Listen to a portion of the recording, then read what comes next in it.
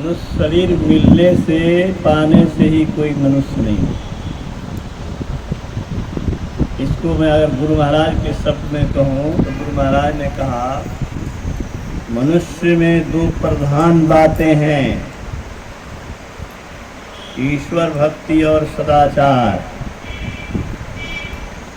ये दो बात है तो ठीक मनुष्य है, नहीं तो वह पशुवत है।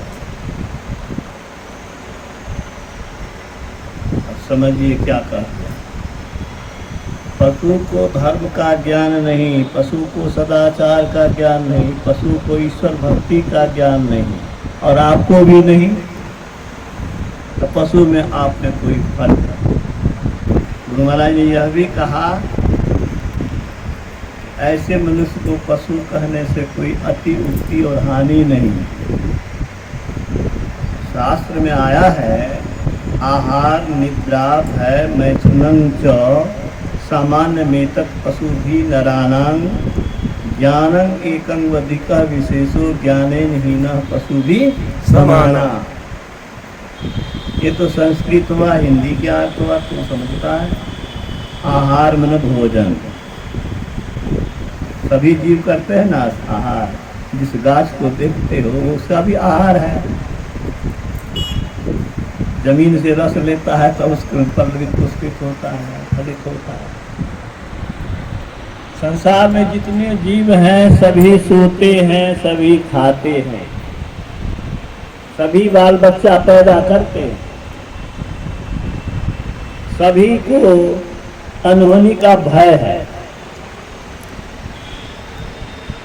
भय किसको नहीं है? जो स्वस्थ हो गया। अभी आप सुन रहे थे ना, स्व में अस्थित।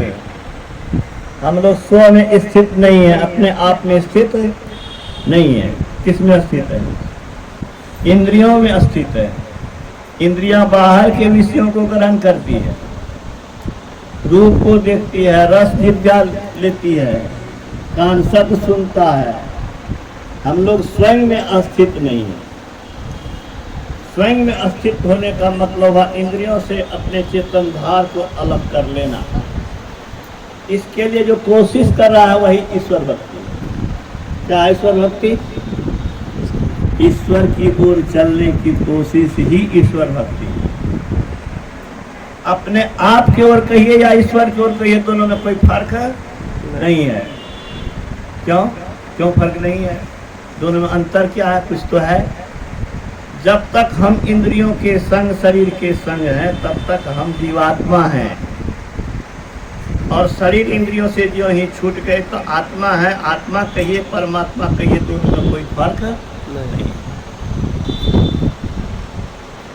ये काम जो जानते हैं, ऐसा जो जीवन जीते हैं, वही मनुष्य कहलाने का अधिकारी है। विचारवान नहीं तो मनुष्य नहीं। विचारवान नहीं तो मनुष्य नहीं। क्या विचारते हो? ये क्षणिक शरीर के लिए खूब विचारते हो, कैसे नौकरी मिलेगी, कैसे मकान बनेगा, कैसे व्यवस्था होगी। लेकिन ये शरीर कभी छिना जाएगा, इसके लिए इतनी चिंता, इतनी व्यवस्था। और जो हम हैं, अजर हैं, अमर हैं, अविनाशी है, अनंत जीवन है। इस आत्मा का जीवन कितना है? अनंत। शरीर का जीवन तो अधिक से अधिक 100-125 वर्ष से तो ज़्यादा किसी को नहीं सुनते।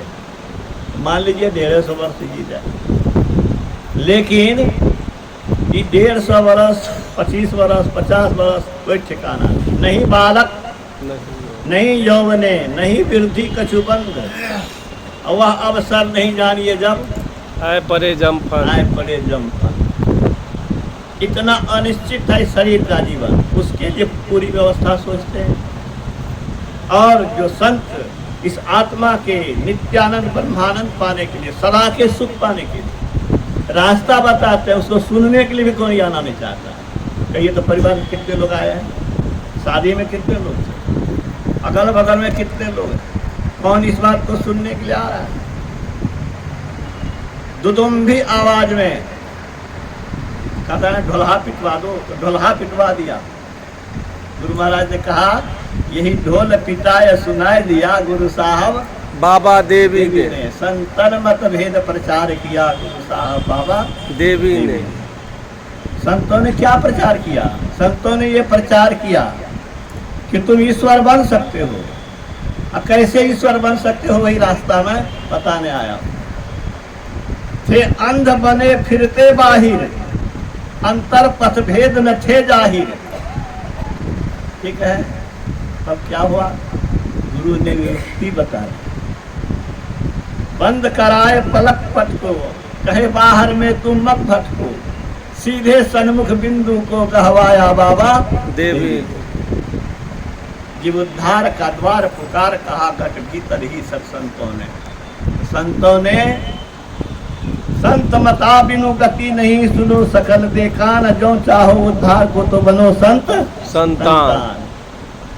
अगर संत का संतान नहीं बना तो समझो फिर कुत्ता बिल्ली सांप बिच्छू किसमें जाओगे इसका कोई ठिकाना नहीं है।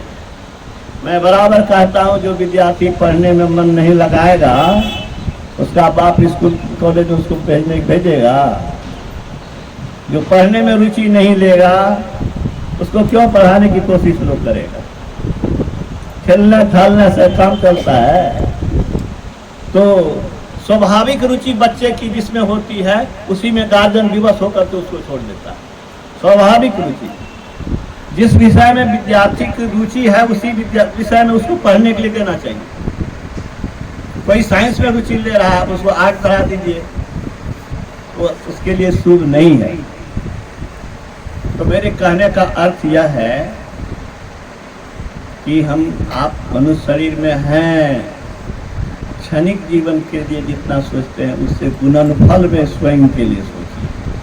क्षण सुख लागी जन्म सतकोटि, दुख न समझ तेहि सम को खोटी। क्या समझ? क्षण सुख लागी, क्षणिक सुख के लिए जन्म सतकोटि, सैकड़ों कर्मों करोड़ों जन्मों के, सत में न 100, कोटि में न करोड़, 100 करोड़ जन्मों के दुख को आप सोचते नहीं है, विचारते नहीं कि किस हालत में जाएंगे। तो तेरी बुद्धि के जैसा खोटी किसी की बुद्धि नहीं है। क्षण सुख लागी जन्म सतकोटि, दुख न समझ, करोड़ों जन्मों के दुख को नहीं समझते हो, आई क्षणिक जीवन के लिए सोचते हो तो तेरी बुद्धि खोटी है, मतलब छोटी है, बहुत अल्प है, या कहो कि निर्बुद्धि हो।